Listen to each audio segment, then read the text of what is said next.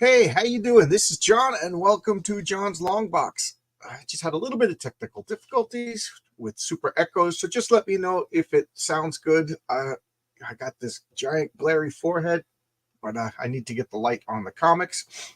I turned off the fluorescent light over my head, and let me see, is this angled correctly? How's it going? Do you like this aspect ratio for the comics? So let me go. All right, focus and begin. So, how you doing, everybody? This is John, and welcome to John's Long Box. I see we got a couple of people in the chat already. 4 people. Just let me know. We'll begin with my commercial. We got Heroic Tales on Fund My Comic right now. It's doing pretty good. As always, wish could do. I hope to do more. I need to get a couple of more bucks to recoup my losses and go on with issue 2. I'm going on with issue 2. I'm confident that over time we will do good. We will do better. We will do what needs to be done. Trying to bring up my campaign page. We'll do a little bit of that. Here we. How is that? All right. So for those of you, I'm sure everybody in the stream already knows about this. We got 105 backers, $3,218. That's what's awesome for a first-time guy. I'm just so excited. Just look at these covers. Look at this. Look at this, Pat Broderick. This Pat Broderick is only available on Fund My Comic. This is the back cover to whatever version you get. This is the back cover, and I don't want to. I'm just stalling time until people get here. So we'll what am I doing here? There we go. So let's address the comments. I had Cafe Bustelo today open, like half Tim Hortons, half Cafe Bustelo, and for some reason it's not kicking in. My Substack, this is to get on my email list. I give you updates and things like that. What's going on? I usually wait till Sundays before I do all that stuff. Fridays is my day. I contact all the guys I'm working with. I'm once a week. Hey, how's it going? How's everything? You need anything? And then on Sundays, I'm going to try to update, all the backers, all the customers. So we got Zach Dan. Hope everyone's having a blessed day. Yeah, I'll talk about my day in a second. Talk about yesterday rather. And we got Marcus, as always. Marcus and Haldir, two greatest moderators in the history of moderation. Just shared on X. Thank you, Marcus. Marcus, yes, I'm so blessed. Lee, Kirby, and Sinat. Yes. Some of the greatest comic book creators of all time. Just so good. Dale A, good morning. Looks like you had fun on Free Comic Book Day. Yes, I guess this is a good time to talk about that. Yesterday was Free Comic Book Day, and I uploaded a video. I don't know, man. The internet took forever it was like a 4-minute video, and it took like 6-7 hours to upload that video. I don't know what was going on yesterday, but I got a big old bag of comics. You can see this big old bag of comics, Free Comic Book Day. The only thing that I got that wasn't in that video, let me see if I could find it. Oh yes, right here. Vaughn Coleman messaged me and said, dude, this is Long Island right by you. And I was like, Saturday, it's the only day me and my wife get to do anything. I've been promoting my comic. So my wife's like, go. Get out of the house, get off YouTube, go out and interact with people. She goes, I'll be fine. So I was like, all right. She didn't want to come. But so I drove down to Toronto. It was only like a 40-minute drive. And I met Billy Tucci. And Billy Tucci was awesome. Oh my God. I walked in and he looked at me. I said, hi, I'm John from John's Long Box. And he goes, hey, why am I not on your channel? I was like, I didn't have an answer. The truth is, I was kind of intimidated. Him and Graham Nolan, I don't know what it is. I was always so intimidated to have them on the channel. Turns out Graham was as nice as could be. And Billy is like the most charming guy. He gives me his phone number. Turns out like we live 5 minutes away from each other, same exit on the highway. He's like, come on over. We'll go hunt it. I was like, oh my God, he was just like the most charming, pleasant guy in the world. Then Vaughn comes walking in. Me and Vaughn are hanging out. Vaughn Coleman, who's doing Phenomenova. We're talking and talking and talking. And then Cecil shows up. Cecil from, Diversity, Dixon Comics, of the Jack Show. He did the comic Cash Grab. And I got to tell you, man, that guy is the most charming guy I've ever met. He was a pleasure. He was funny. He was always smiling, and I tell you, man, talk about a guy in shape. Holy mackerel. I wouldn't want to fight that guy. Oh my God.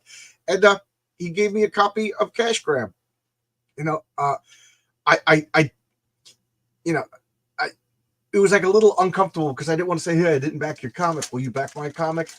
But he didn't ask. He was just like, here you go, So he was so cool, such a good guy. And the truth is, I'm weary about funny comic books. Most comic books that try to be funny are not funny, which is why I'm being live and extemporaneous and stuff like that. You can make a joke, it's timing, but I don't know if I can capture that timing in writing. You know what I mean? I'm on my first comic book. I'm a rookie, so I think timing is writing comedy is a skill you need to develop. I wrote my first joke in issue 2. Let's see if it lands. So I'm worried about comics. Only Mad Magazine has been funny, so I didn't back it. Not because I didn't like him or anything like that, just because whatever. And so now I'll actually read it. People are saying it's funny. The Florida Man by Mike Barron. This is a seasoned professional. That's funny. That's funny. Gru the Wanderer is funny. And let's go down the list. Hey, we got Praetor in the chat. How you doing, Praetor? Good Roman name. Who else we got in the chat? We got Tony Dimes. I have this book. Yeah, but you probably have it behind a big plastic vault wall CGC hanging up on your wall. I'm waiting for Cash Grab to go on sale on it. Oh, it's not? It's not on sale? Well, what you got to do is you got to meet Cecil. You got to have a couple drinks with them in a bar and casually bring up comics and fun crowdfunding, and he'll give you a comic. It was great. I also met Cento and Queen Bee. They showed up in this tricked out Cyberfrog car. Oh my God. It was so cool. If you look at my Twitter, I put pictures up. My Twitter is it. If Haldir or Marcus could put my Twitter handle in the chat. But it's tricked out Cyberfrog color. It's autographed by Ethan Van Sciver on the front, and then they like embossed it to be safe. Oh my, it was so cool. And they were great. Oh my God. I sat next to them, they're buying me beers. I met these people 2 hours later, we're sitting in a bar, and I'm not a drinker. I barely drink. I had a couple of, and here's another funny thing. I don't like chicken wings. I'm a wuss. Make fun of me all you want. I don't like food. I don't like meat with bones in it. The exception being a steak, because you could cut the thing, but I don't like taking bones. And I don't know. It freaks me out. And I didn't want to be the wuss. We just got a big barbarian pile of chicken wings, and then they gave us various sauces. And oh my God, after a couple of beers, the chicken wings good. I think I have to update my feelings. And I was dipping in the spicy sauce. I was dipping in the Jamaican jerk chicken sauce. I was dipping in the blue cheese, dipping in the ranch, dipping in the honey mustard. Then they had this sweet, super spicy sauce. Oh, it was awesome. It was a great day. And I got to say, I have to thank my wife for telling me to go. I have to invite Vaughn Coleman for inviting me and bringing up the whole thing. I have to thank Billy Tucci for being just the freaking coolest guy. Billy Tucci is the coolest guy. When Billy, it's like Frank Sinatra. You're hanging out with Frank Sinatra, and he's just, and he wasn't like holding court. He wasn't like allowed. He was just one of the guys. He just sat down. We were talking. I met JC Vaughn, who does a comic called he's one of the Overstreet guys. The guy's a freaking encyclopedia of comics. I bought his comic called Vampire, Al Capone Vampire or something like that. Yeah, I bought the first 4 issues, and then he gave me like a promo copy. It was these guys were cool. These guys were freaking cool. Oh, here's my Twitter. Thank you, Haldir. These guys were so cool. Tony, you should have came. Tony, you should have came, man. It was a blast. It was a blast. I should have invited you. I should have thought about it. Tony, did you do anything on Free Comic Book Day? And it was great. Oh, I'll talk about that for a second, because let me take a sip of coffee. Free Comic Book Day, for those of you who don't know it, it's always the first Sunday in May. Well, the first Saturday, excuse me, in May. The publishers give out free comic books. And it drives a line. It's American consumerism at its best, because it's a bunch of people. Okay, okay, technical difficulties. Can everybody hear me? Can everybody see me? Okay, so what they do is they give out they're like pamphlet-sized comic books, but they're technically comic books, and they're advertisements. Sometimes they have exclusive stories in them, and it's a lot of fun. It brings all the boys to the yard. There was like a line around the block. Store was packed, and there was a lot of parents with their children, and the kids were excited. Thank you. You lost me for a second. Yeah, I don't know what happened. I don't know. I think it's I don't know. I was going to make up some techno babble, but I don't know. I'm an electrician, not an electronics, not a computer guy, so this kind of stuff is beyond me. But anyway, just let me know in the chat if everything sounds good, looks good. But anyway, the stores are packed, and I was just talking to a bunch of people, and one dad came in. He was a heavy metal guy. We were talking music, talking punk rock and heavy metal and vinyl and stuff. And his daughter was just into the comic, and he's just, I don't know where she got it. 16-year-old girl, she's totally into comics. So she saw me talking to her dad. Of course, I'm handing out my Heroic Tales card. Got a network. Got to always be hustling. And I got a couple of sales while I was there. And cool, a couple of people in the crowd were like, "Oh, you're John's Longbox. I backed your comic. I can't wait." I gotta say, guys, your head explained. That was cool. That was cool. So as I say, so the 16-year-old girl comes over and starts talking, and she's like, "Yeah, I'm into comics." So I had to question her. I was just curious. I'm like, "Any of your friends into comics? Your dad's not. What got you into it?" She said she saw cartoons even more than the movies, because she was home, watching TV, and she watched the cartoons. And she said she doesn't remember where she was, but she saw Marvel Comics Presents, it was obviously in a back issue thing, just hanging up on a wall, and it caught her eye, and she loved it. And so I asked her, I go, "Did you understand the comic when you first read it?" And she said, "No." She was a little embarrassed, but I wasn't teasing her. And I said, "Now let me ask you this. You didn't seem to understand everything was going on, but it was worth the work to find out." And she went, "Exactly." I guess when she saw that I wasn't teasing her or anything. So she goes, I said, "That's the way it was with comics." We talked about my first comic. I didn't really know what was going on. My first X-Men comic was 114, when the X-Men were in the Savage Line. I should do a showcase on that just for nostalgia's sake, show you everybody what I'm talking about. And in that comic, they didn't have their costumes, so I didn't know who was who. I didn't know that they were using their secret identity names rather than their superhero names, but it was worth the work. And and she said the same thing I said. She goes, "This was," I forget which number it was, 87 or whatever. And she goes, "And I also know they referred to something in 82. She goes, "I also knew that was 5 months." It was as if she watched my videos. It was so freaking cool. So that made me feel a little better to see there wasn't a lot of kids. There wasn't a lot of independent kids. There was a lot of dads and mom. Oh, there was a few moms with their daughters. There was no man in sight, So that's cool. Just a great, it was called it was in Wantagh on Jerusalem Avenue, the Comic Depot, if anybody's out there. I think if you want kids, just get spinner racks back in mainstream stores. Yeah, it's easier said than done, though. It's easier said than done. I've talked to a few people who deal with, selling comics in some capacity, and they talked about the logistics of it.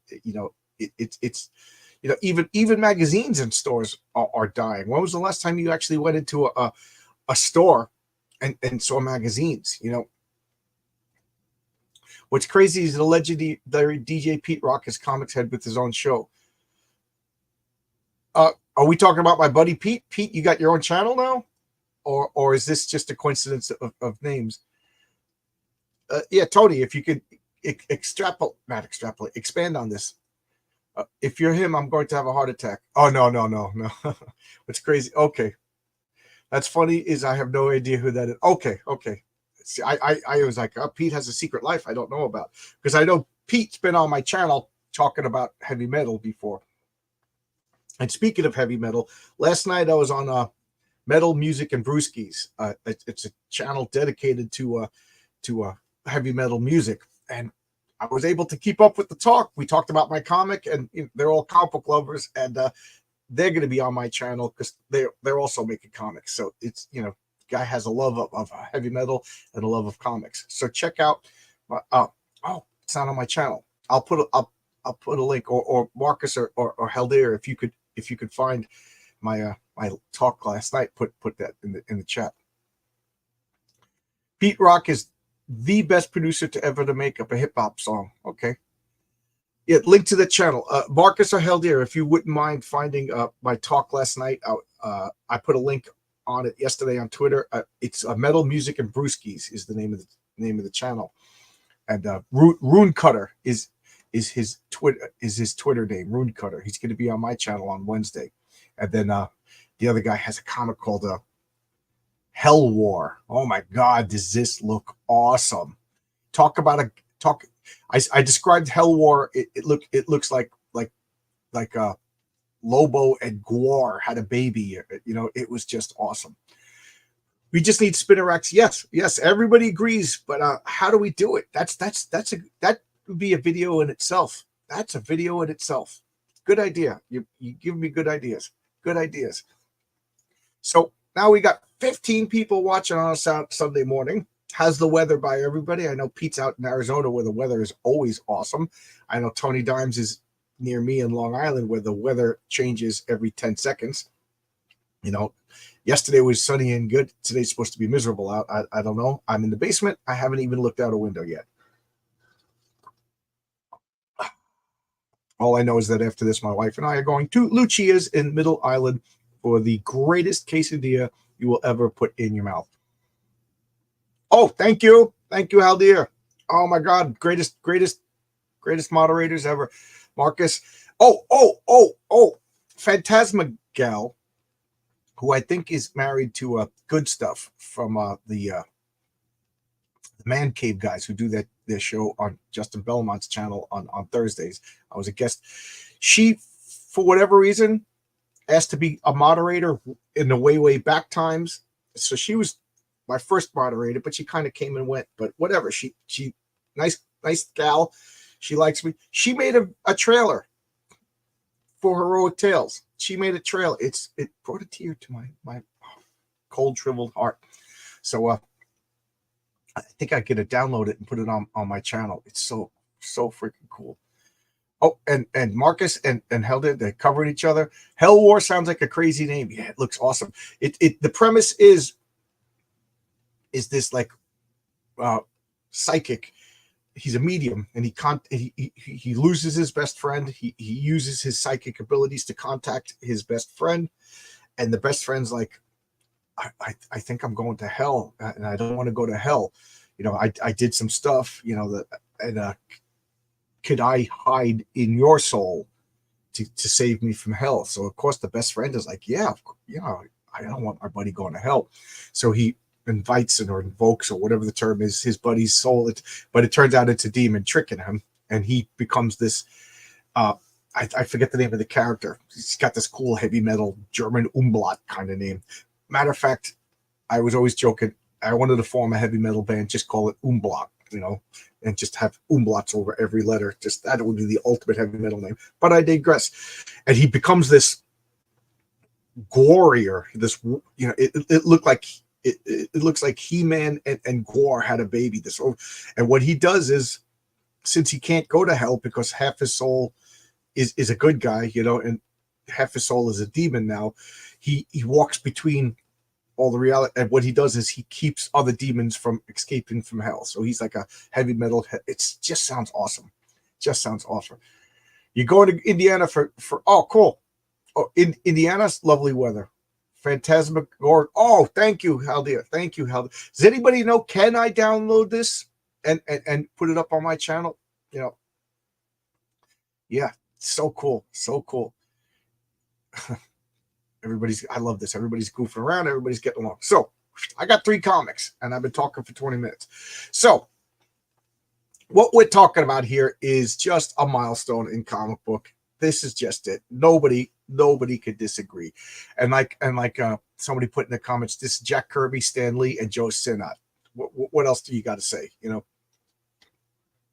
know, this was part of that collection that I bought that I talked about. So I literally paid 90 cents for these, and this is a copy that I bought in an original collection, and these are the ones that came in. So I actually have a better condition copy of this. I just took the one that was in the front. So here we got the 3 covers, the 3 comics, and let's check that.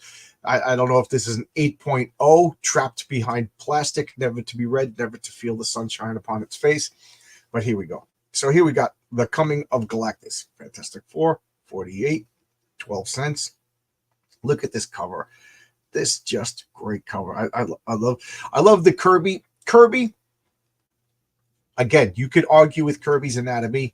You could argue with his realistic, like, look at these buildings. You know, if you really study them, they're off. They're slightly off. Like Kirby exists in his own Kirby-esque universe. You know, the rules of Kirby physics apply. So I could see that. If you are like a Michelangelo or a real fine artist, I could see you having a problem with Kirby. But if anybody else, you know, it's old fashioned. The people are blocky. The women aren't super hot. These are all valid. But you can't argue with the imagination, and you cannot argue with the action and dynamism. And that's, to me, that trumps everything. Kirby is the master. He's almost, to me, it's almost like a religious reverence how much I love this guy. By the way, I posted you a link to, oh, cool. Yeah. Just put the link here. Everybody check it out. Marcus did a fan drawing of the Patriarch, the character in Heroic Tales. You could probably ask Phantasmagoria. Okay, cool. Yeah, she sent me a link. She sent me a link to just a clip of, you know, I don't know if you put the link to her promo where she's talking about it, but she also clipped just the beginning of like a 30-second trailer. So I'll probably download that, see if I can use it. Let's see how many Kirby poses I swipe to these comics. Probably.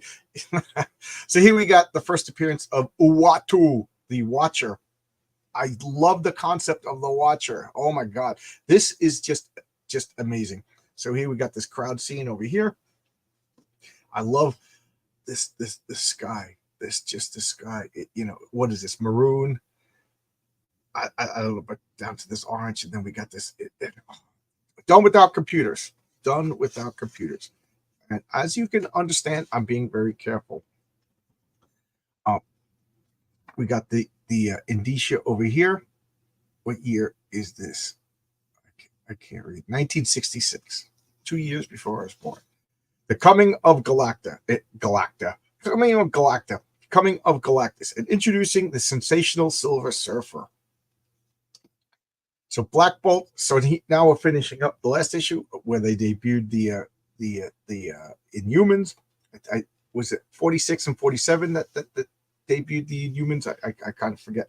So we got Black Bolt over here with this funky crown. We got Medusa over here. We got Crystal. Crystal is trouble, guys. Stay away from Crystal. There is no bigger trouble. She's hot. She's sexy. Oh my God, she's sweet. She's just trouble, guys. She's the biggest honey trap in comic books. Stay away from Crystal. And then she comes up to you. Oh, yeah, I'm so sad, and wants a hug and cuddles with you, and that's it. Now you're in trouble. She's cheating on you. She's causing problems. She's breaking your hearts. She is just trouble. Stay away from Crystal. And we got Karnak over here. Just, oh man, so Gorgon. I didn't even see Gorgon. So you just have all of this nonsense going on. So in media res, meeting in the middle of the story, we got my buddy. I don't even say that ironically. He is my buddy. You know, I care as much about Ben Grimm as I care about like some of my friends. You know, he's a fictional character that I absolutely 100% love. And Reed Richards. My least favorite is Johnny Storm, but it's not that I dislike Johnny Storm. He's just my least favorite. Why? Because he's got no problems. You know, he's got a cool power. He's handsome. He's got the hot chicks. The only problems Johnny Storm has, he creates himself. Ben Grimm's got problems. Reed Richards got, you know, he's a dad. He's got the responsibility of knowing everything that's going on. Like Reed knows the horrors. You know, like he's seen beyond the veil of sleep. You know, like a Lovecraftian horrors that are out there in the universe, and he's, you know, the vanguard. He's the one who understands. But you know, I think him and Doctor Strange really have this vastly unique perspective on how dangerous everything is, and he's there to protect. I love Reed Richards, you know, and Sue, she's torn. She's, you know, she's a mom. She wants, you know, protect her kids. She wants to go on picnics with her husband, you know, but she also understands what's going on. She also understands that Reed has her husband has dark responsibilities that must be taken care of. As I take a sip of coffee. So I'll get a look at these 2 pages, then I'll check out the chat. So Maximus the Mad, Black Bolt's brother and the legitimate king to the Inhumans. He's the older brother. He just got taken down because he's mad. He's crazy. He's evil. You know, sometimes he's, you know, got a valid point. Sometimes he's just nuts. Sometimes he's sympathetic. Sometimes he's crazy. You know how sometimes comics can be inconsistent. And for a while, he didn't have powers. He was just insane and super intelligent. Other times he had telepathy and mind control. So, you know, he kind of evolved. So he's using his mechanizations to cause problems. Black Bolt is asserting his dominance. We got all of these, you know, one-shot Inhumans that stand up. Maximus is the, you know, he's evil because look at this haircut. That only evil people have that same haircut that what's her name had in Indiana Jones movie. And they're beating up Maximus. And then, you know, now that Maximus is getting trounced, he starts pleading for mercy. No, you know. And then Maximus has a group of Inhumans that legitimately follow him, not because they're evil, not because they're twisted, but because Inhuman tradition, he's the king. He's the rightful king. We will suffer a mad king because this is the way it goes. This is the way it goes. You know what I mean? This is the line. Black Bolt, as noble as he is the usurper. I love that Stan, and I'm going to say Jack probably did it more, introduces that subtlety, that complications. It's so cool. And then you know, she's Medusa. She's I just distracted myself. She's telling Maximus, you know, I won't marry you. I'm going to marry, you know, because Black Bolt took everything from Maximus. Maximus was betrothed to Medusa. You know, she's from the, you know, she's a cousin that's going to keep the power line consistent. You know, like Egypt, you know, Cleopatra married Ptolemy. They were brother and sister to keep the, you know, the loyalty together, to keep the consolidate power of the family, and to keep, you know, the inheritance from splitting into different families. So she was always the royal consort. She was going to go to Maximus. Maximus is like, you know, you belong to me. The throne belongs to me. And again, he has the point. And she's like, no, you know, I will only marry the person who took my heart. And that is Black Bolt. And now we got these other comics. We got Spider-Man 34, you know, still within the Ditko era. We got Tales to Astonish, the Submariner, and the Hulk. That is like pound for pound the most muscle you're going to get in a comic. And Sergeant Fury and his Howling Commandos. I might do issue number 1 of that, you know, one of these days. So now let's address the chat. You could probably ask Phantasmagoria for the... Okay. Let's see how many Kirby poses I swiped for this guy. You keep track. There's no way I can know that. Oh, here's a link to Marcus's drawing of the Patriarch. I was born. I was born. He was born in 1966. Let's give a shout out to the color Stan Goldberg. Yes, Stan Goldberg is another one of those unsung Marvel heroes. He was the colorist for this, and then he was an artist at Archie, and he was also an artist for at the same time on a lot of the girl comics like Millie the Model and Chili. But sometimes he used a pseudonym. Sometimes he just went uncredited because the Archie people didn't like that he was drawing for other people besides Archie. I feel that. What do you feel? What do you feel? It's, you know, sometimes she flirts with Sam. Yeah, I hate when she does that. I hate when she does that. She flirts with the Submariner, and then every time like Reed Richards goes missing, like Reed Richards like, hey, I'm gonna go outside to the post office, mail this letter. She's calling up Submariner. I hate that. It's like I block it out of my memory. Like I don't mind that. Like before they were married, and Reed was kind of like being a jerky, like before these issues, like say like up to 20 or whatever, she would flirt with the Submariner to, you know, that was like an old-fashioned way of getting a man's attention. You flirt with their enemy, and then the guy's like, stay away from my woman, and you know, it forces the man to reveal his true feelings. That's just like an old-fashioned thing. That didn't bother me. It was cute, it was trite, it was of the time. But now that she's a mother and she's like running off, I just want to beat her up. Medusa and Gorgon were introduced in 44 and the rest in 45. Medusa was even introduced even earlier in the Frightful Four, if I'm correctly. Is that 44? Pete Rock Shut 'Em Down PE remix is one of the best hip hop songs of all time. Hey, Torchbearer Stereo Studios, thank you. Thank you for stopping in. I was agreeing with how you feel about Ben Grimm. Oh, okay, yeah. I'm not even kidding. You know, like Ben Grimm, Thor, Superman. You know, not so much Batman. I don't know. I have this weird thing when like when a character becomes too popular, like I kind of want a character of my own. And as far as I know, I've never met anybody else who said that the Thing was their favorite character. Like Superman should be everybody's favorite character. Like he is the patriarch in a meta sense. He was the first superhero. He's the greatest superhero. He's this father figure to all the other superheroes, so much so that in Kingdom Come, when they imagined Superman retired, all the other superhero brats grew up without a father and they became pieces of shit, quite frankly. And then Superman had to come and give him a spanking. I love that whole concept. I love that. Shows you how important Superman is. The mere presence of Superman keeps all the even superheroes Superman hasn't interacted with. The fact that Superman exists keeps other superheroes in line. It's such a great concept. I love Superman. So Superman to me is like an angelic, holy figure. But Ben Grimm, he's a hardworking, blue-collar guy from the streets. I love Ben Grimm. He's a buddy. You know what I mean?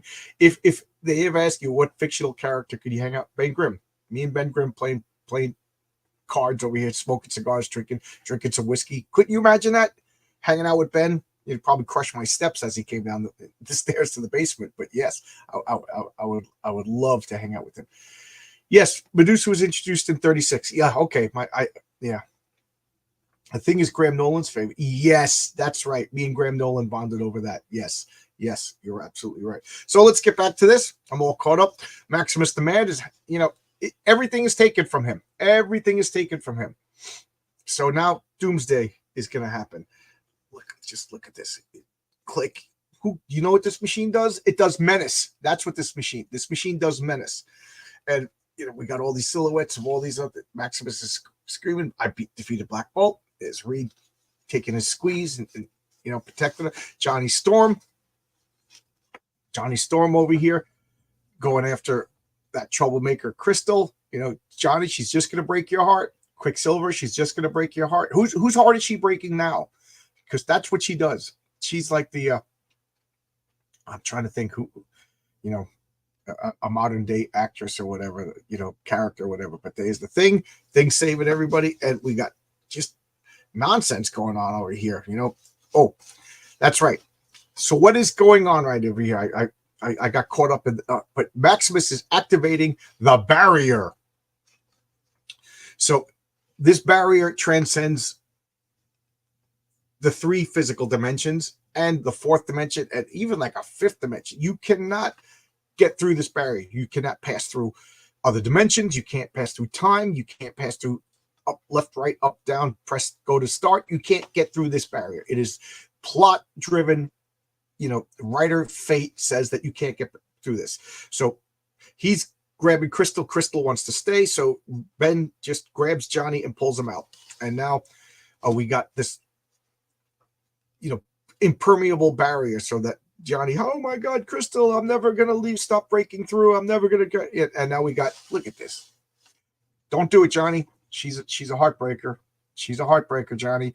So now nobody has access to the Inhumans until they have access to the humans. That's the way comic books are. So they're going home. The great refuge of Attilan is now in this pregnable barrier. And now life goes on. We got the Silver Surfer. Haldir, correct me if I'm wrong. Marcus, correct me if I'm wrong. This is the first appearance of the Silver Surfer, right? Right here. And now it goes into another story. We got this Silver Surfer flying. Oh, I'm sorry. We got the Silver Surfer flying around. Look at that cosmic Jack Kirby nonsense. Glorious. We got the Skrulls over here. Oh, no, we can't deal with this guy. We can't deal with this guy. This is the Herald of Death, as they're calling him. And now, because of the UFOs, the military's getting involved. They're flying home from basically like Himalayas. And thank you. I doubted myself. The first appearance. That's the first appearance of the Silver Surfer.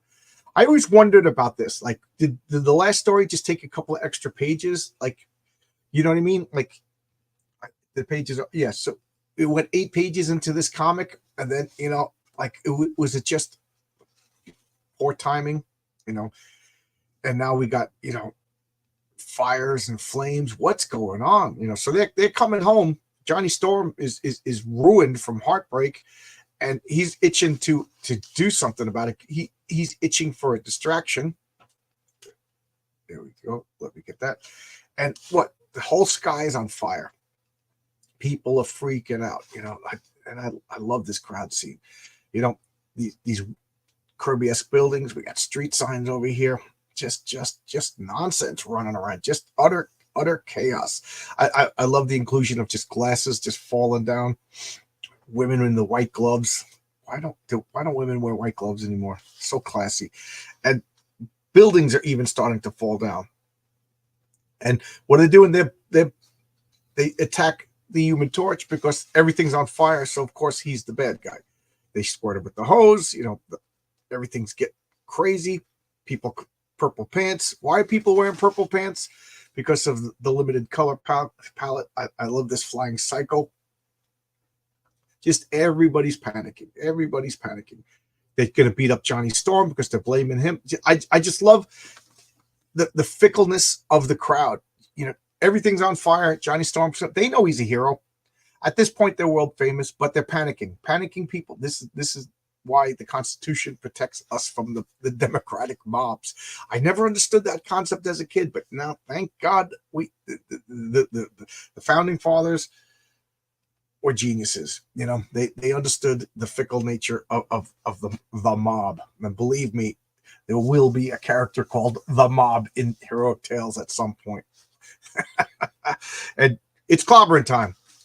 So now Ben Grimm has no intentions of beating up everybody.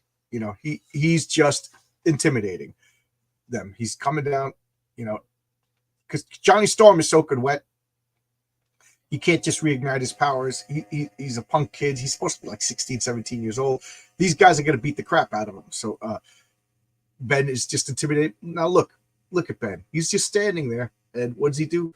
He uses a finger. Hold him back. Ben, you don't mess with his boy. That's his boy, Johnny Blue. That's his boy, Johnny Blue over there. What do we got over here? Often Stan and Jack's epics weren't all 3 full issues. Often the story ended in the middle of a third. Yeah. It's I mean, can you imagine getting this comic? You got an epic story conclusion of the Inhumans, the creation of the barrier that lasted like 10 years in real time, and then the introduction to the Silver Surfer, and you'll see what else coming up, and a 50% Cafe Bustelo. Ooh, that's good stuff. Good stuff. So he's giving him his hat back. I always like that touch. He's putting his hat back on his unconscious body. They got Johnny, and what's going on? The Silver Surfer is appearing. So I love this. The full power and majesty of the Silver Surfer is coming to Earth, and he is the herald of Galactus. Oop, I skipped a page, but he is the herald of Galactus, coming on a mission to destroy the Earth to feed Galactus. I mean, I'm spoiling it, but we all know at this point. And he's not even here yet. And the power radiated by just the Silver Surfer is causing atmospheric problems. You know, just this is epic story. This is biblical.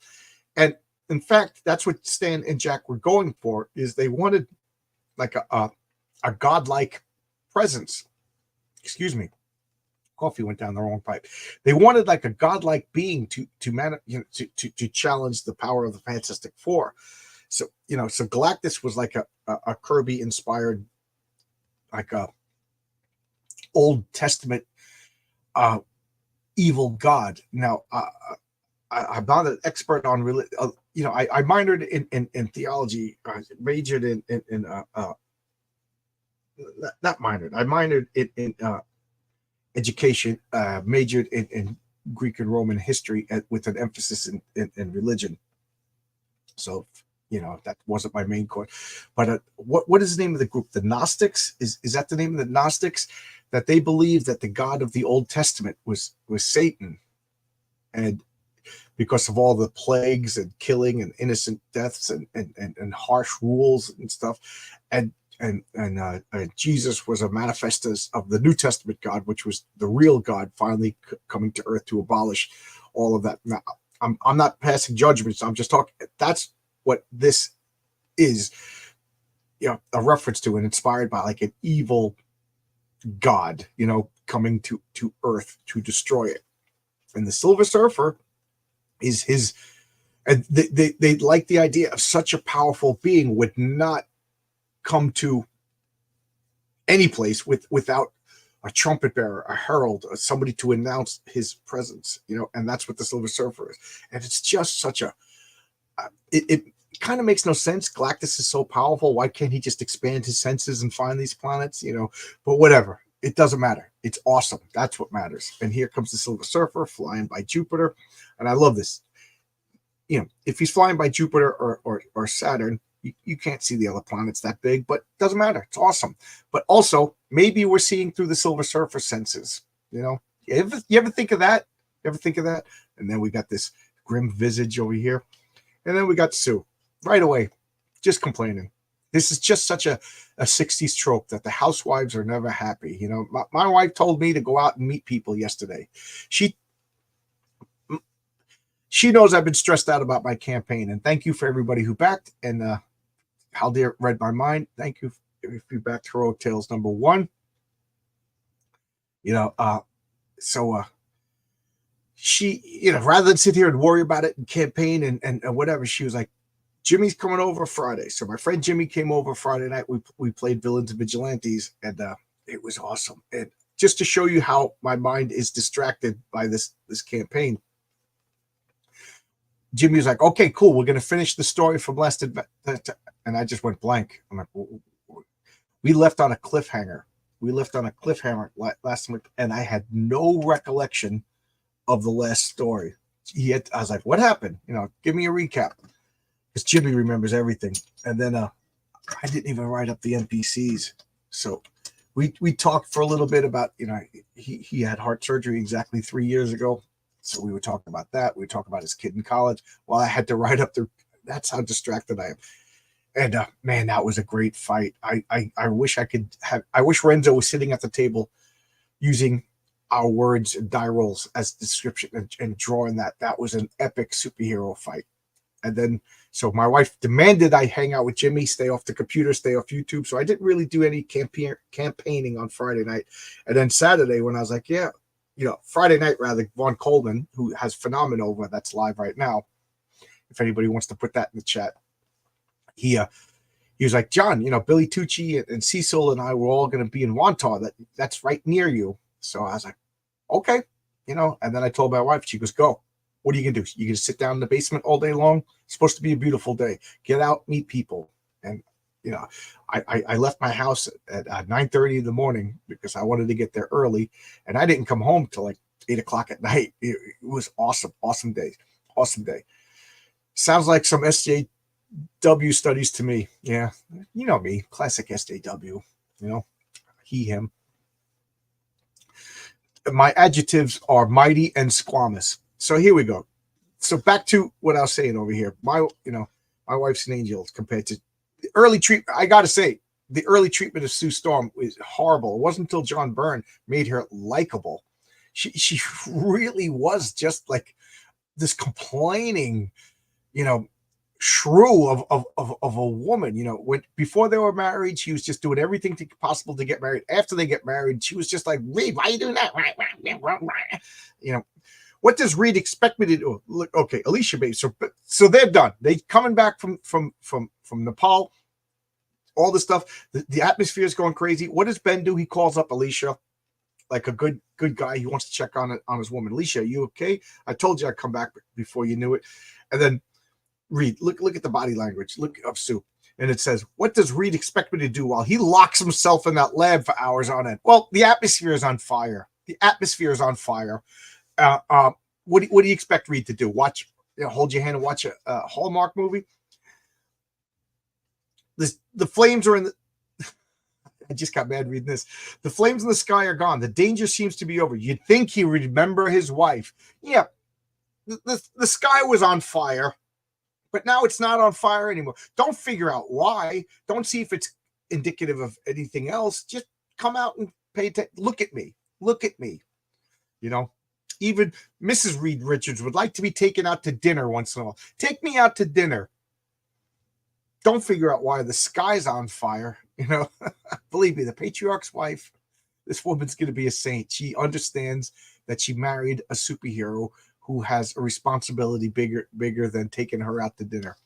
And to the pitch, he wants nothing more than to take his wife out to dinner. But, he's blessed, but he's cursed with these senses that he could see the sufferings in the world. So whatever. So now Reed's like, would you shut up? Freaking universe is in danger. Okay. Because for the love of Pete, girl, and that's Pete in the chat over here. Reed Richards just wants you to know that he loves you. Is that what you disturbed me for? And he just clicks off. So, I'm trying to save the universe over here, and you want to go out for muffins. He thinks he could just shut me out of his life, blah, blah. And Ben Grimm is just like, whoa, I dodged a bullet there. Remember when I was in love with Sue Storm before I met Alicia? Remember that? Yeah, I won. I won. And he's just like, but Crystal is out there, And now look at all this. Meteors are showing up. The atmosphere is falling apart. And now he's telling Sue, look at this guy. Perhaps I could explain. So Reed is just like, there you go. Look at freaking space alien. Now, the Watcher only shows up when things are bad. I think the first appearance of the Watcher was when they went to the moon in I think the single digits. Marcus, what was the first appearance of the Watcher? So the Watcher is here. And he's building stuff. He's working with Reed. He knows how bad it is. Sue's just like, oh, I thought you were pledged never to interfere in worlds. Yeah, this is how bad it is. How bad is it? I'm making an ineffable machine, And he's explaining Galactus is coming. Galactus, for all who inhabit the known universe, only Galactus has enough power to match my own. For all the Marvelites know, the Watcher is a being, blah blah blah blah blah. And then Silver Surfer's coming. Look, in the wake of the Silver Surfer, like asteroids are forming. He's just bringing biblical destruction with him. Yes, we got a Phenomenova. Phenomenova is kicking butts, like over 10 grand. Kirby's women were pretty hot. They were thick. Yeah, I gotta say I do like the way he draws women. You know, that's the thing that they say Kirby didn't draw beautiful women. No, absolutely not. Kirby drew beautiful. That crowd scene with the woman with the white gloves, she looked like Elizabeth Taylor. But the thing is, Kirby wasn't afraid to make women ugly if it served the story. And I think we have selective memories. Good morning, Jolly Green. Good to see you, Jolly Green. Good morning. Tom Skicoli has Sue having an affair with Neymar, and there's a question who Frank's grand design. That just made my stomach hurt because that's Ed Piskor's comic. I picked that up.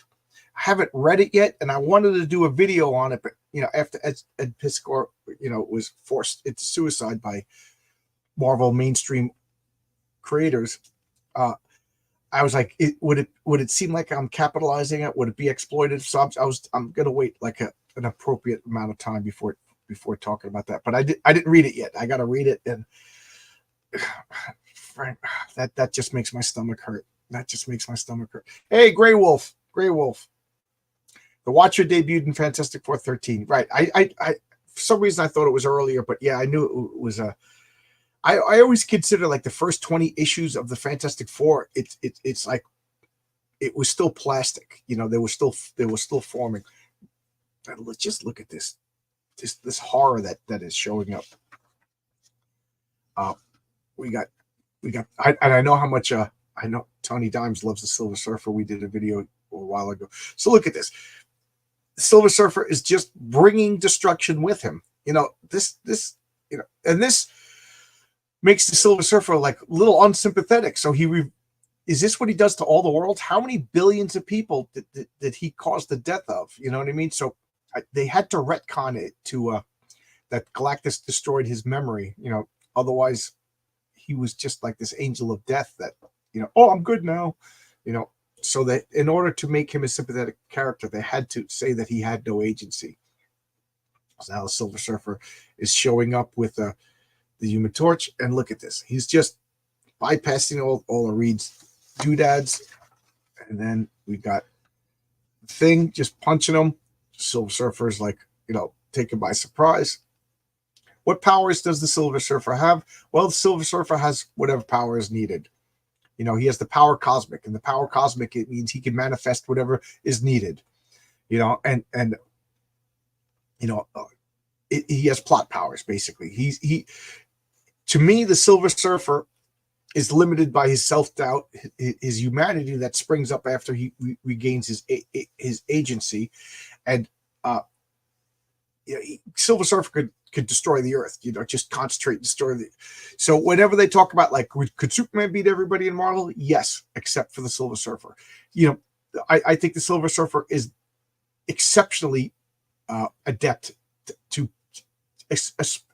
exceptionally adapted or whatever to defeat Superman. Superman's powers come from the radiation of a star, and he's vulnerable to the radiation of other things like kryptonite. So therefore, Silver Surfer could siphon his radiation. He could frequency change the solar energy, things like that. He could destroy Superman. But the thing is, they're both noble beings. But let's imagine a comic book scenario where they had to fight.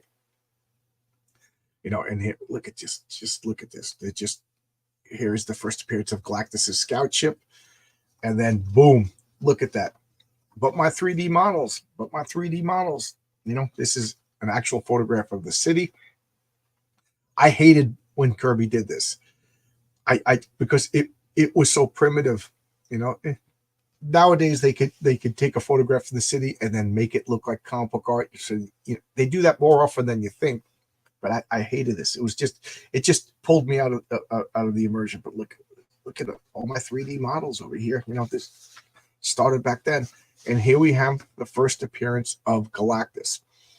Galactus opens up. I just love this all-powerful cosmic being that existed before the universe, has a G on his shoulder. But then I love how John Byrne explains it, that Galactus is so powerful, he's so beyond humans that his energies are interpreted by our primitive brains to make it into a form that we can understand. So the fact that we know that he's Galactus gives him a G, but we don't know what Galactus truly looks like because we only see him through, the limitations of our own five senses. Look at this. He's got green, red, this isn't the Galactus that we remember, Mandela effect over here. And then we got these ads. This is the kind of stuff that CGC people will never see. We got this great primitive Hulk drawing over here with Dr. Doom. We got the letters pages. I always like to look at the names of the letters pages. So I know they're selectively picking, but we got Janie, we got Diane, we got Alice, and we got Marlene. Look at that. 1, 2, 3, 4 out of 6 letters by women. Now, this begs the question: did Stan and Jack and the editors write these letters? Are they real letters? Did they throw away all the other ones? That But we know women in comics. And then now the lie has swung so much the other way that there was always 50% of the audience was always women. Which one was it? Every freaking month you change. So let's go to issue 49. Check out Damn Dirty Thing on Fund My Comics. Yeah, I backed Phenomenova, and I hope all you guys, all 30 of you, I hope you back my comic, please. Cheers if you did. Let's get that. Cheers. Cafe Bustelo. Ooh, that's good. And after this is done, my wife and I are going to Lucia's. Pete, next time you come to New York, we got to take you to Lucia's. Tony, you're nearby. Come on up. We'll go to Lucia's. Marcus, next time you're in New York, come on up. We'll go to Lucia's. I was going to take Vaughn. Vaughn was drinking. We were all drinking. And he goes to like New Jersey, a couple hours drive. So I was like, just stay at my house. And, I would hate to see anything happen. But I left because I had to be on the Metal Brewskis show. And he said he just hung out, drank coffee, and drove home. He messaged me. He's fine. So old guy has to worry about the 22-year-olds. And yeah, and the thing is, Jack Kirby's Gollum, living ground of the earth. Yes. And Benjamin Grimm was his grandfather. So the thing is based on his grandfather, Benjamin. I'm going to mispronounce the name, but if anybody wants to type out Kurtz, what was Jack Kirby's real name? Jacob Kurtzberger or something like that. But look at this cover. If this be Doomsday, oh my God, this belongs in the museum. So here we got this. I'm not going to go through the indicia. It's a month later than the other one. Look at Reed. This beard. Whenever you see Reed with the beard, shit's about to get real. that's he's. I always thought, like, back in the 60s, he was a man of science. He was a cool guy. He was just like a charming, cool guy with his pipe. All the women loved him. He was an Indiana Jones. Indiana Jones is a scientist, college educated PhD, and nobody thought Indiana Jones was a wuss or whatever.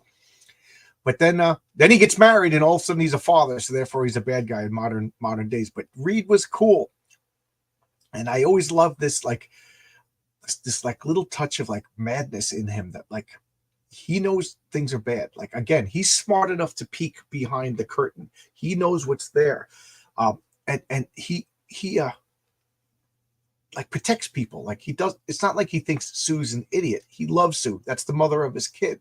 Not at this point, but you know what I mean. So why burden her? Why burden her? I think Ben is more intelligent than he seems, than he portrays himself. So I think Ben knows not as much as Reed, but he understands, and he's his buddy. So Reed gets this madness whenever things get really bad, and just, I have to solve it. If not me, who else? And he doesn't shave. I picture him being stinky right now, and I just love that about Reed Richards. I love that about Reed Richards.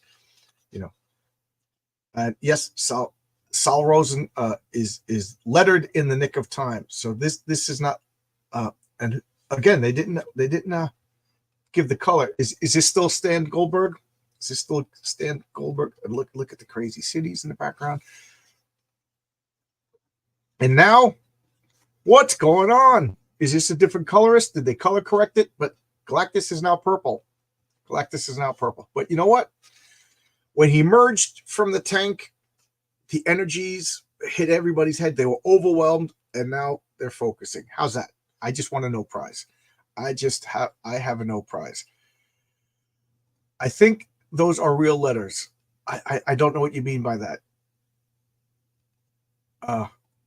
I still have to back Phenomenova, and I stole that thing pose. Yeah, this pose right here. So now we got, Galactus talking to the Watcher, and I like the original Watcher with the big head and the skinny body, other than this like kind of chubby, floppy Watcher. Even though this was the Watcher that I was introduced to, because he showed up in the around 150 to 200 those issues, and he just looked like a chubby uncle. But I love the more alien looking. But also, the Watcher is vastly powerful. He could change his appearance too. So now we're watching these two Titans argue. I love that Galactus got short pants. He's got short sleeve shirts. It's warm on Earth. So he's just explaining your lives don't matter.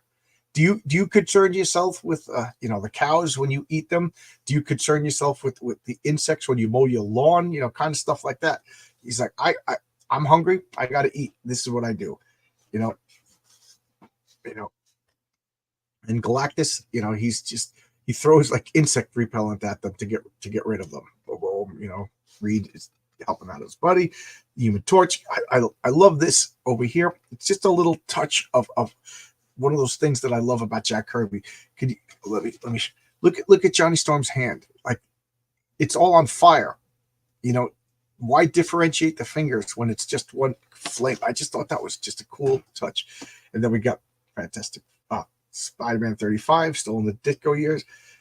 At the same time, Jack Kirby, Stan Lee are doing this. Stan Lee is writing this, and Stan Lee and Jack Kirby are doing this Thor run that we'd be celebrating Thor if it wasn't in the shadow of the Fantastic Four. This Thor, oh my God, so good, so good. So the Human Torch is giving it all that he can give, and Galactus is just engulfed in flame. And what does he do? He just absorbs the fire and fires at the Human Torch. And look at him; he's all sooty and everything. And Watcher's like, "There's nothing you can do. Return to your homes. Just start. just prepare to die." This is Galactus. This boy. This is, because I forgot I saw the surfer. He got kicked off the roof. So now what are they doing? Johnny is beat up over here. Sue doing nothing. Again, they didn't really do much with Sue in these early issues. And I love this. Galactus is on the roof assembling a machine. I gotta shave. Ben Grimm's in the bathtub. I always imagine Ben with smell. I was thinking like he's got a Rocky-like appearance, but is he Rock? Was he turned to silicon? This is gross, but I nowadays I kind of picture that like the skin on is like leathery and rock-like, but what it really is it's like callus. It's like super hard, super dense flesh that just it broke into plates because he needs to move. So I just imagine like between these plates, this like trapped sweat. So the thing would just smell, and we call it rock because it's just more pleasant than saying leathery callus. Just all those. I don't know about you guys, but I got calluses on my feet from work. Just imagine your whole body is covered in super dense callus, So yeah, take a bath, man. Probably got like insects living in there. And then we got the Human Torch. The Silver Surfer. He just happens to land on those things that just coincidences that happen in comic books. Alicia's studio. So she takes him in. She doesn't know, you know, who he is, whatever. She's like, his skin feels different, skin feels odd. And he wakes up. He's like, what, why are you being nice to me? He senses her innate goodness. He senses her humanity. And she's just talking to him, like not as a monster, not as a destroyer. Now, Alicia has been in her studio sculpting. She's blind. She didn't notice the fire in the sky. Maybe she heard ambulances, but it's Manhattan. You know what I mean? You hear that kind of crap all the time. So she's kind of oblivious to all the dangers going on. And she's just, she senses an innate nobleness of the Silver Surfer. These are two uniquely humane individuals. Now, of course, I just talked about how the Silver Surfer killed Billy and stuff like that, but you have to remove his agency, otherwise the Silver Surfer doesn't work, if you ask me. Otherwise, this scene, you're noble and everything, but besides all those billions of sentient beings that you killed, you're noble, and we don't know his origins or anything like that. We're just taking it on Alicia. So now Galactus is assembling a machine, and this is just one of those things that only works in the imagination of comic books. Like, Galactus, he needs to make a machine to help him feed, and they say it makes him more efficient. To me, this subtly implies limitations in Galactus's abilities. I don't know if this is what Jack and Stan meant, but to me, this makes him a better character. He's not all powerful. He needs a machine. Galactus could feed without the machine, but the machine makes it more efficient. And it also gives the Fantastic Four time to recoup. So this is a limitation in this being. I just find that so cool, little complication, and here they are. The Watcher is explaining them what needs to be done. Start your own business. And they're explaining the consequences of this machine, what it means. It's just going to siphon off all the life force, this mystical nonsense that provides life on the planet. The oceans will be drained. Things, just whales will be dead. Octopuses will be dead. Cities will be destroyed. Earthquakes will be ruined. This earth will be left this charred wasteland. And then Galactus will leave. He'll leave. He'll be fully, he'll get all his energy back, and Galactus will do what Galactus does, And at this point, there's no purpose to Galactus. He's just an alien parasite that comes, with comic books. Motivations and deeper meanings arise later. One of the things I love about comics, I love when people build on other people. I don't like when people erase other people and insert their own stuff. So up until like 2005, it seemed like comic books were so happy to build on Kirby, on Byrne, on Walt Simonson, on all of these guys. And then around 2005, we got like Reggie Hudlins and Ta-Nehisi Coates that were like, no, forget that. This is what's happened. Forget that. That just irked me. It irked me. So they're just like, oh my God, look at all this. So how do we stop this? And he goes, is there any way to defeat Galactus? He goes, yes, there is a way, and I need the Human Torch. So now the Silver Surfer is he's fixing all of the stuff that he ruined upon the entrance of her house. What's he doing? He's converting objects into energy so that he could he's doing a little minor version of Galactus, converting stuff to energy and absorbing it. And he's explaining to her, thank you for helping me. That's really nice of you. I have a grand purpose of destroying this world. She's like, how can you do this? How can you destroy the world? And he's like, what? And he's like, what? What do you mean? How can I do this? It's the way it is. Blah, blah, blah. And she gets through to him. And she's like, look at these people. Look. And Silver Surfer's like, they're all looking at the aliens. We got the news over here. Galactus is building the machine. And everybody sees this. This is like, could you imagine how different the world would be if, Galactus just showed up in Manhattan, just put this on the Chrysler building and just started, and everybody knew about it? What would happen? I must. Why did the machine fail? Contact, as soon as these things contact, boom, it's go time. Why did it fail? Because good old Benjamin up here, my buddy, he's up there and he ruins the cosmic vacuum cleaner. So Galactus is pissed. I got to expend more energy. Galactus is doing this because he's starving. He's fighting Galactus. Look at that. Galactus is actually tumbling. Just and then Reed Richards over here. Can you see this? I love when he does this. He turns into a ball and just knocks into him. And Galactus is staggering. Why? Because we don't know it. Later on, we realize it, by his third or fourth. This is Galactus at a low ebb. Galactus is not at full power. Whenever Galactus feeds, he's obviously at less than full power. He doesn't need to feed when he's at full power. So he's like, and I love this. He doesn't fall. He just thinks and stops his flight. And it's funny because I thought he was given the finger for a second, and he summons the Punisher. Yes, before Frank Castle, there was a Punisher, this toad-like robot to fight them. So Punisher robot, take care of these people. Silver Surfer is, again, this shows that limitations on Galactus. He's not just summoning the Silver Surfer. He's conserving his energy. The Galactus that we all know and love could just destroy the Fantastic Four, or Norrin, come over here, take care of this. No, again, this is the benefit of hindsight. This is one of the things I love about comics. Revisiting this, I haven't read this in 15 years. Knowing other stuff about Galactus, we extrapolate that this is an extremely weakened Galactus.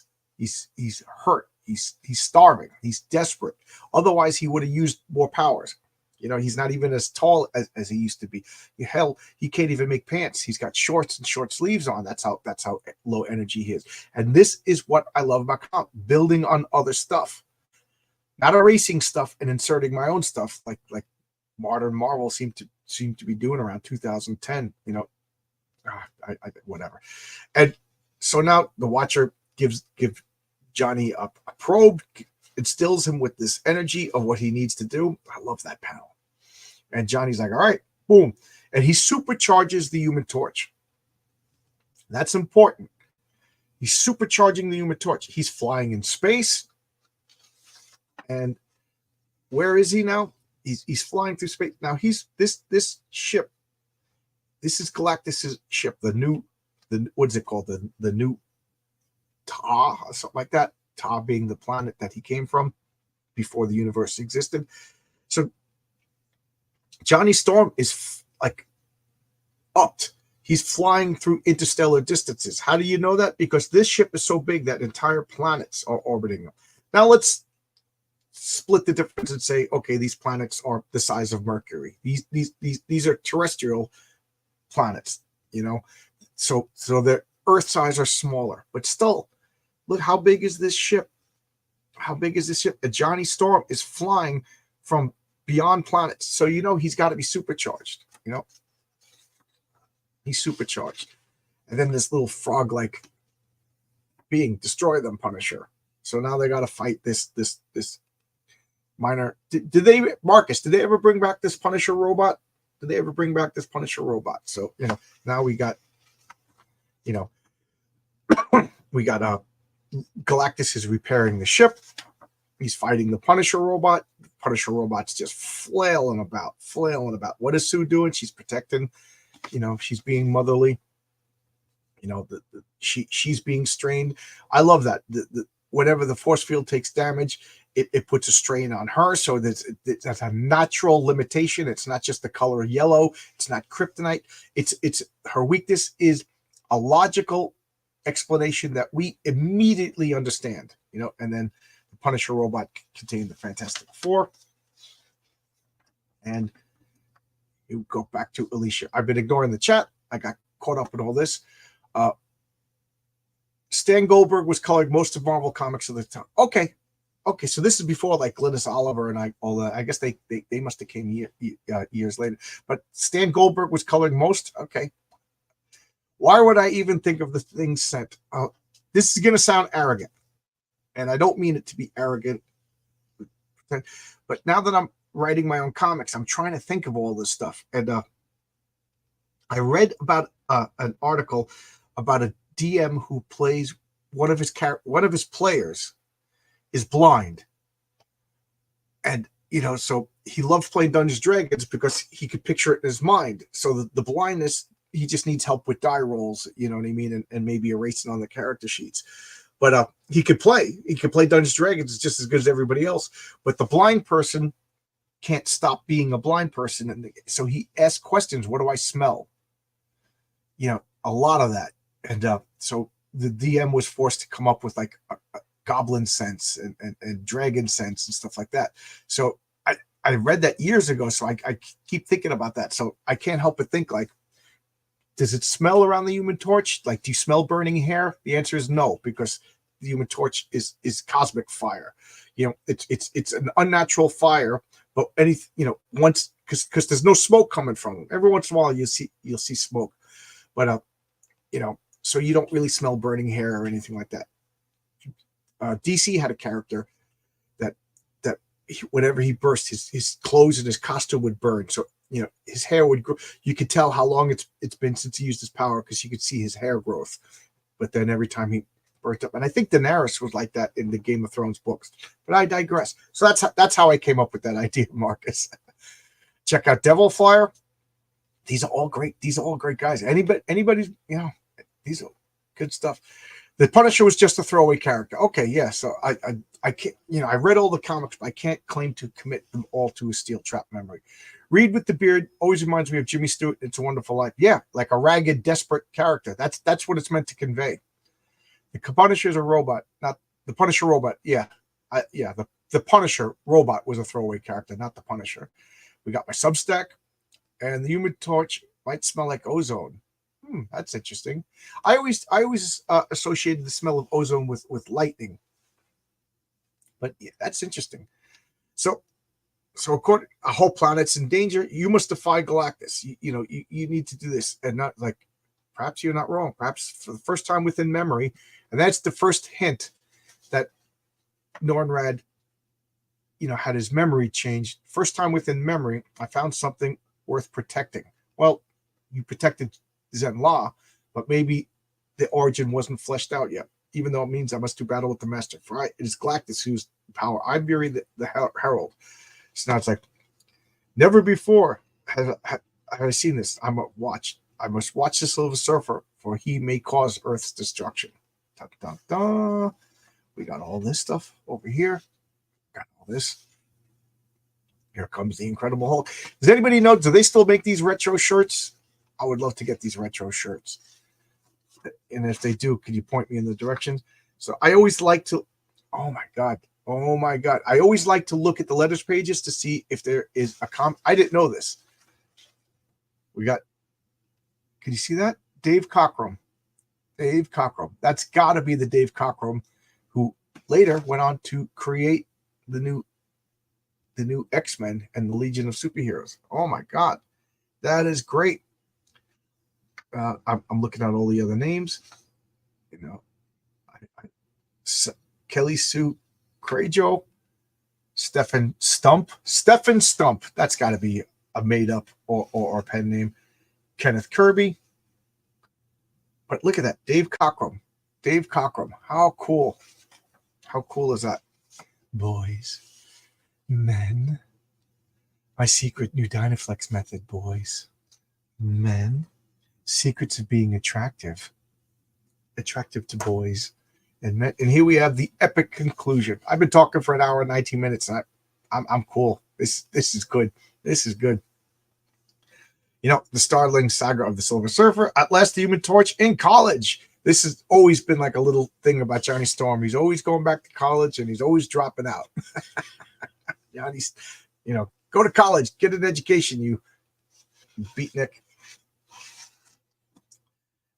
All right, now we see Galactus is his pants are forming, so he still has the short sleeves, but I guess he's about to eat dinner, so it's out of the casual clothes and into the formal dress, right?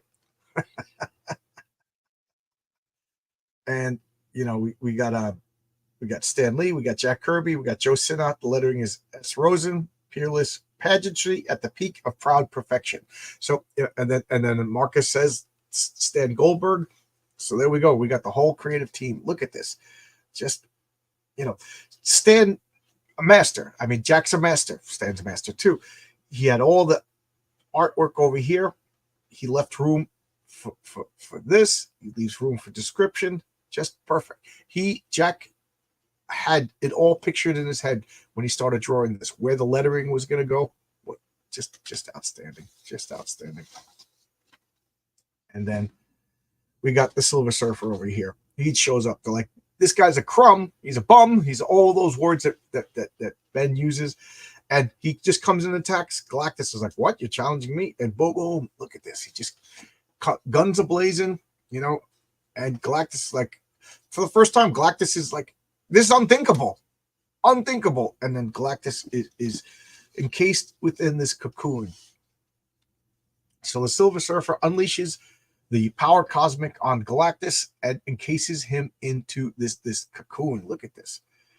And they're like, wow, is Galactus defeated? Wow. And he goes to touch it, and just touching it hurts. Just touching it hurts. He's like, I tried to warn you. You don't think something that could contain Galactus would deal with you? But, that's Galactus. He just unleashes whatever. Look at that. Look at that.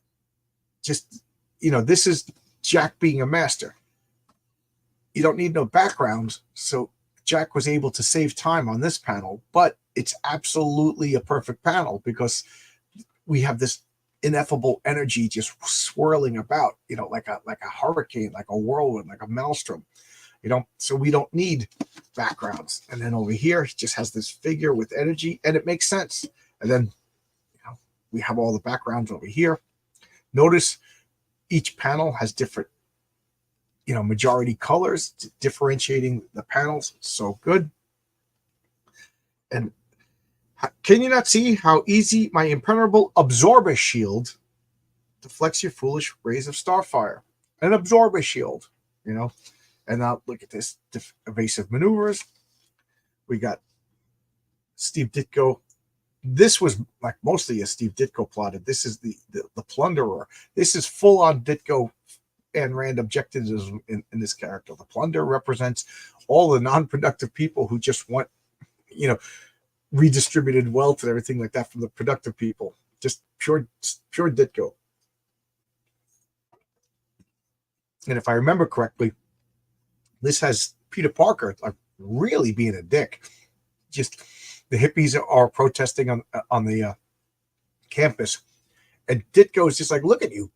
I mean, Peter Parker's like, look at you college kids just protesting. You don't know how lucky you have it. You're not contributing to society.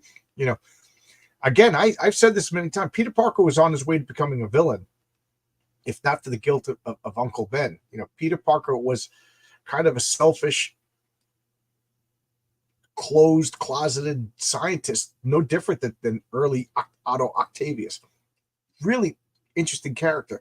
And then once Ditko left, he became the more pleasant, personable character that we remember about. But don't take my word for it. Read those early Peter Parkers. He was kind of a jerk, and a fascinating character because of it. And then we got this Hammer, this Holocaust, just great. And then this Marvel Collector's Item collect. This is just reprint. Remember, there was no comic stores at this point. It was hard to get back issues, so people were interested in back issues. So Marvel and DC both had best-selling comics that just reprinted, and these were just printed money. I don't think they had to pay the artists and the writers again. I love this. Galactus is just shooting laser blasts that turn into these cosmic fireballs. Is he playing at the time when I first read this? I always thought that Galactus was toying with the Silver Surfer out of mood, but now I'm starting to realize maybe Galactus really is just desperately weak, either conserving his energy or this is all he could muster at this point. So this is a weakened. I'm going to go to the route that this is a weak. Now, years and decades of understanding this character, I'm going to say that this is a weakened Galactus, that we don't realize how desperate he is. And he's like, wow, what's going on? When did this guy turn into a philosopher? Silver Surfer was always this pontificating existential angst. Why me? Look at this face. Look at this. All hope lies within the Human Torch who's flying through infinite space. Again, now, Johnny Storm is cosmically enhanced. He's flying through space. I've done it. I'm heading toward Earth again. I can feel it. He heads into a space warp beyond time and space, and he emerges out of here. I'm back. He's like, did you do it? Did you do the mission? And of course, it's perfect comic book. Nobody has all the details because we don't want to spoil it for the reader. He's like, I'm wasted. He goes, we are like ants. We are like ants before Galactus. So I love this. This leads into Johnny Storm going to college. He got it. Johnny Storm in this mission to Galactus's Earth, his home ship, the new Ta, opened his eyes to, as Lovecraft would say, strange vistas of cosmic horror. He's starting to, he got a peek behind the veil. He understood how majestic the universe is and his scale of like, oh, I like chicks, I'm going to chase chicks and hot rod. He understood how insignificant he is.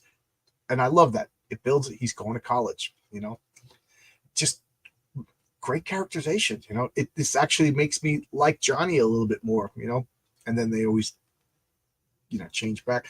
So now what's going on? And what are they doing? He's toying with this device, the Ultimate Nullifier. And now we got Galactus and Silver Surfer fighting. I just love this. Just the battle is so powerful. Just ice is showing up, Galactus is like, how dare you? And then what? Reed shows up with the Ultimate Nullifier right over here, sticks it into his face. And I love this. I love that. You can see it a little rushed over here if you ask me. I'm thinking like these three panels over here aren't the best if you ask me. And he's just sticking this in his face. And I love Galactus. He turns around and he goes to the Watcher, you did this. You did this. Only you have the power. You have given a match to a child who lives in a tinderbox. Agreed. This word belongs to these children. So he's just like, because you don't understand that which you are toying with. And I love how Galactus is now like as the creators of Jack Kirby and Stan, they're making Galactus like even bigger than the Watcher now, just to show you like the majesticness. And again, I think Jack is catching up. There's no backgrounds. We don't need any. So now Galactus is like, don't use the machine.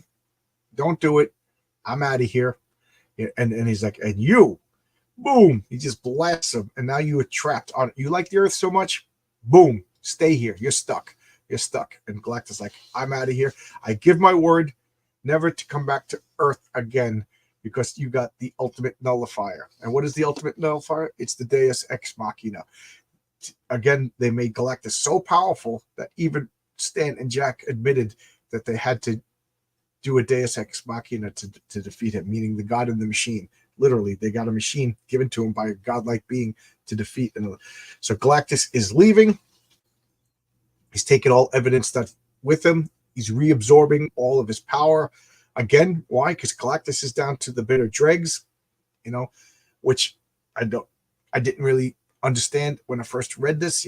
I was like, oh wow, they didn't defeat a full powerful Galactus. We rarely see a full powerful Galactus. When we see Galactus, he's at a low tide.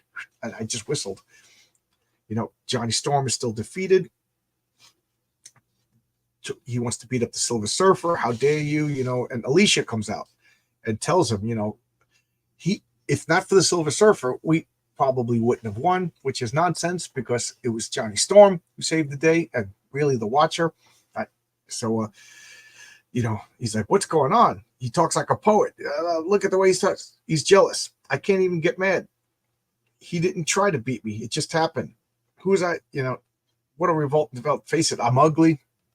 Ben Grimm. Is she going to go with the new hotness now over here? He's feeling doubts. And she's like, and I love this. Ben's out of earshot. She's like, there are others on this world like Ben. He's the most wonderful man who ever lived, blah, blah, blah. He's perfect. And he doesn't hear it. poor lug. He's down the steps, and the Silver Surfer's like, I'm not ready to deal with the average person yet. Let me get reacquainted. He's now suffering. Just think of him. Just think of he's now crippled. You know, he has been raising, flying through space, and now he's trapped. To him, this is like in a wheelchair. So he's like horrified. I'm not ready to socialize with people. Let me deal with my trauma right now. And he's flying away. And now she comes down to talk to Ben. But Ben, of course, didn't hear her raving about Ben. Perfect comic book drama. You know, this is the only drama in comic. And here we are. This is the staple. This is the halfway point. Story's over. Story's over. Like Marcus said, these stories sometimes just ended in the middle of a comic and another one began. You know, Peter Parker was turning into Mr. A by the end of Ditko's run. Yeah, it really, really makes you wonder what would have happened if Ditko stayed, you know, in an alternate universe. I agree with Peter about those dang college kids. Yep. Jack had no need to use Selenia overlapping panels to add action and dynamism. Yeah. Jack, nobody could approach him. I had the Hulk sweatshirt when he was a kid. I had the Captain America one on my fat body with my belly sticking out. I always thought that the Thing's briefs would be full of sand from erosion.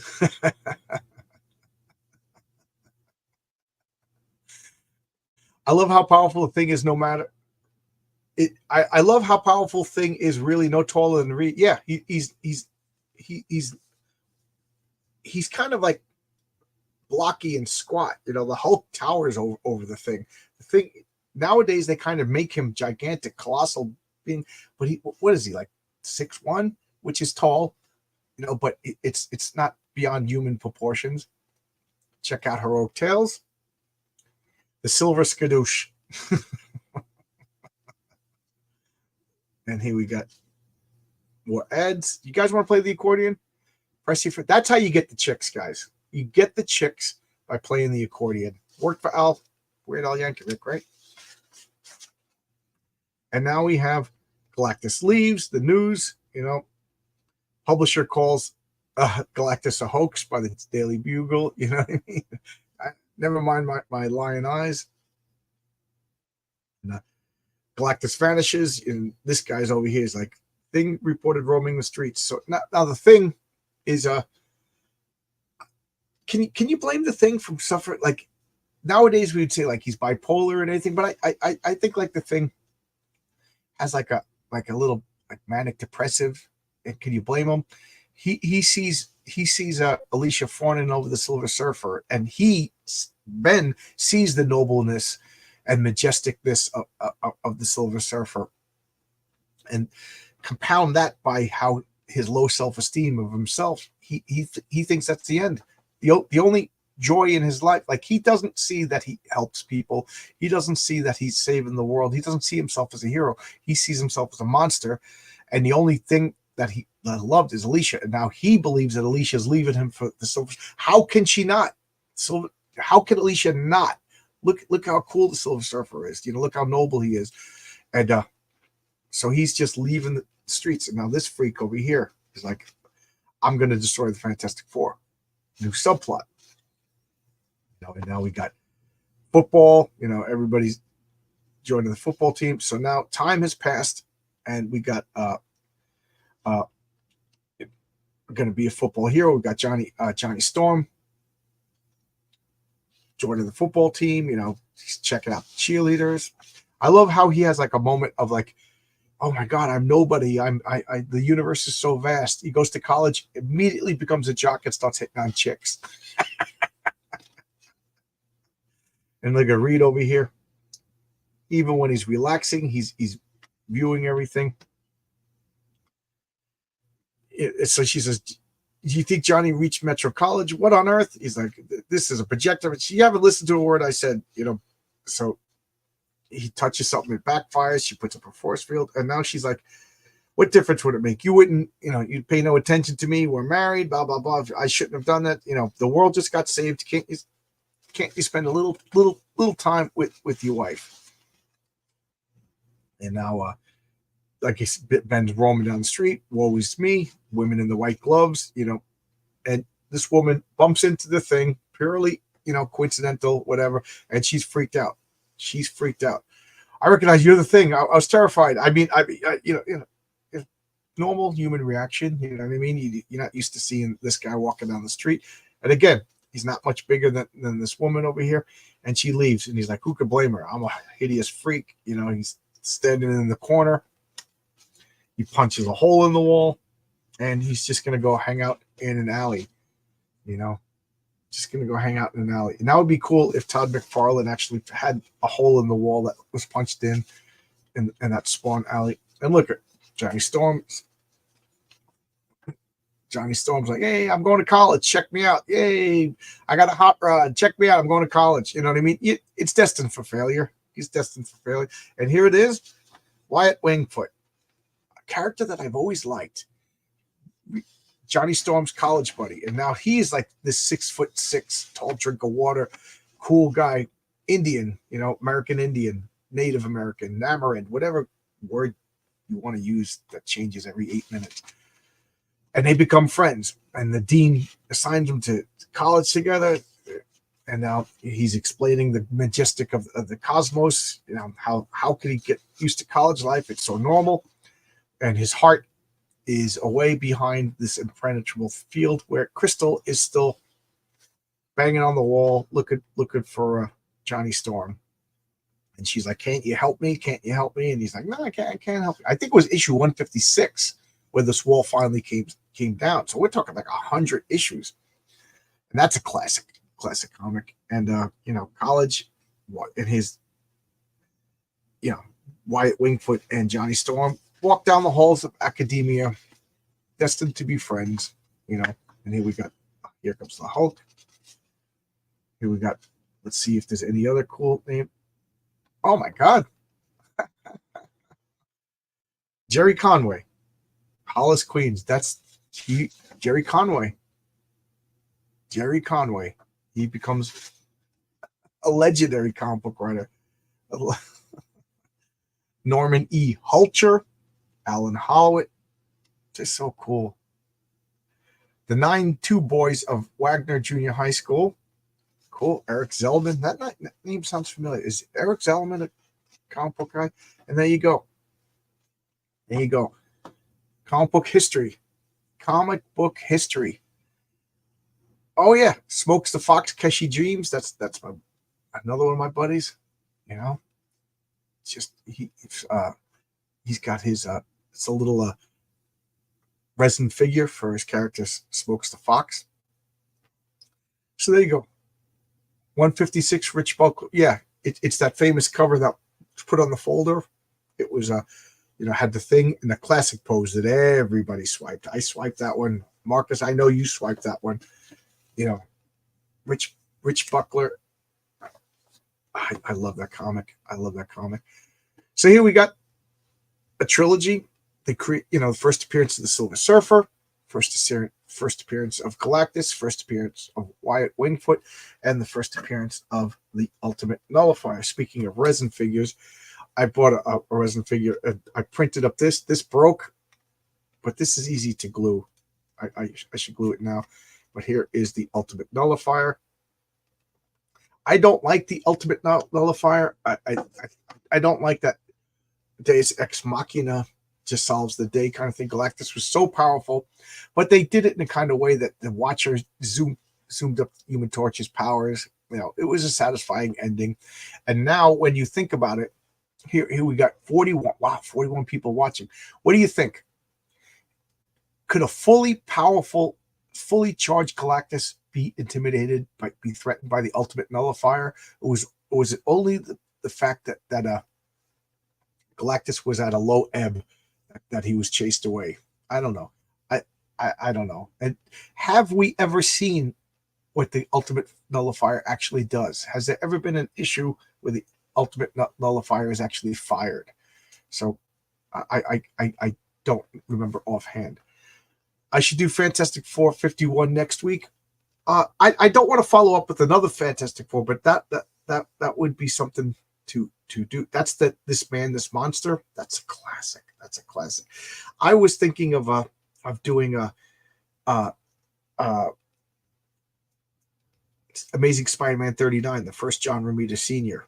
comic. That's what I was thinking. But as always, I'll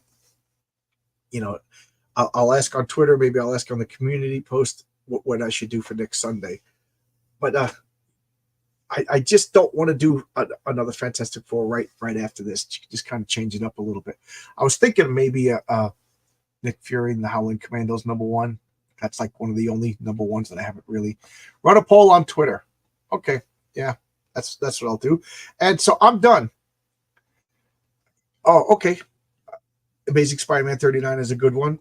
I'll put a poll on Twitter, and as always, I'm done now. Show is winding down, but as long as the chat is going, I'll keep talking. So if you want to leave, now's a good time to leave. If you want to continue the conversation, as always, this is one of my favorite things that I do. If not my favorite thing I do on my whole channel is talk about comics. This is what I envisioned it to be. I only did showcase videos because I didn't have an audience, and now I'm getting an audience, so this is fun. And speaking of an audience, today at 7 o'clock Eastern Standard Time, it's Two Beards, One Comic, where Kelsey Shannon and myself, we will try to finish the Jim Starlin's Warlock comic. He said he was going to make like an art thumbnail for it, and we're going to make that a semi-regular show. We already decided that the next time we do Two Beards, One Comic, we'll talk about the original Secret Wars. I love doing that. Kelsey is such a good guy, and I like that he's reading these comics for the first time. So like he hasn't read Secret Wars yet. He didn't read the Jim Starlin Warlock, so he's reading it from a fresh, enthusiastic, just read it kind of guy. With and he saw all these movies, and he's like, "Oh, it came from here." Whereas I'm the old grumpy guy who's read it like the movie's got it wrong because it was like this. So it's good. And then of course, I fancy myself a writer, and he is a phenomenal artist. So I just love that. I wish Kelsey lived nearby. Just go hang out. Two Beards, One Comic tonight at 7 o'clock, and then I will make, I'll make all the StreamYard links for all my this week's talks. But yeah, can I please interest you or suggest that you check out Fund My Comic for my comic Heroic Tales #1. We're hitting those. I had my first week was outstanding, and now I'm hitting those doldrums where like I get 1 or 2 backers a day.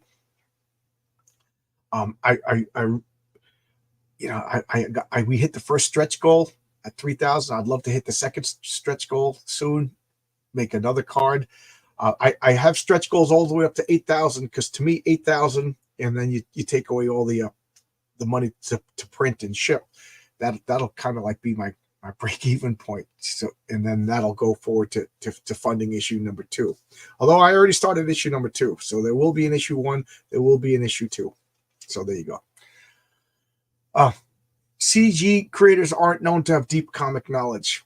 I will say that Billy Tucci yesterday full on admitted that he doesn't know that much about comics. He said that he was hanging out with Rob Liefeld, and he loves Rob Liefeld for his enthusiasm, his energy, and his love of comics. He says he was just like geeking out about comics, and Billy Tucci was like, "I'll take your word for it." So I like that Billy was able to admit that.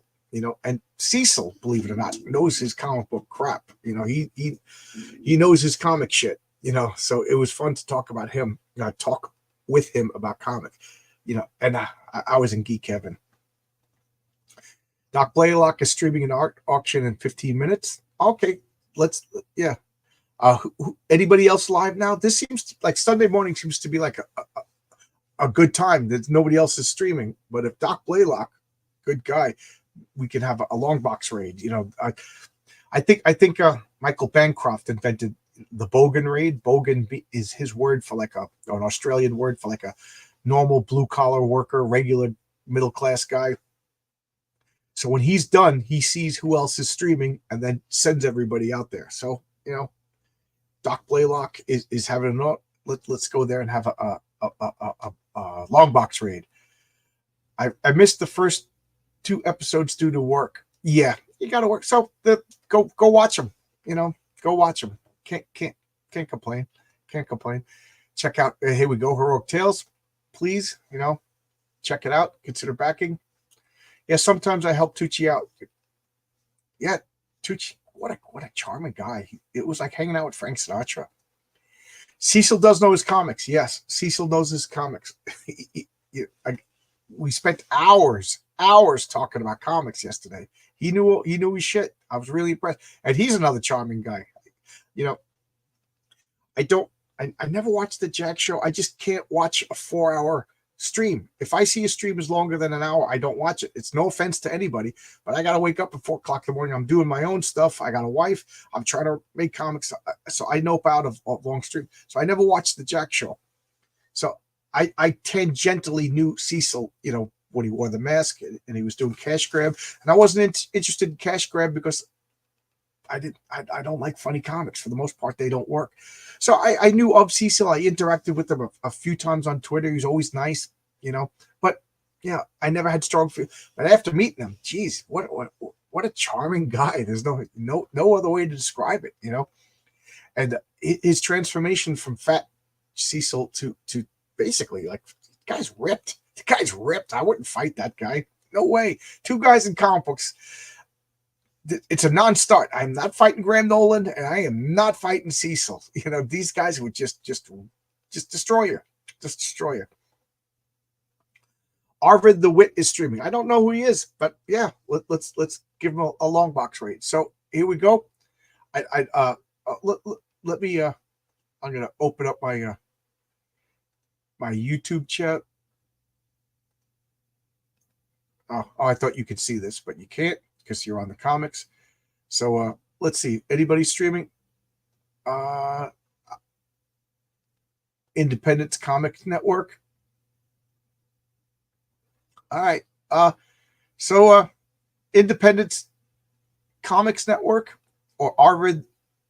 What did we say? Arvid the Wit. So either one of them.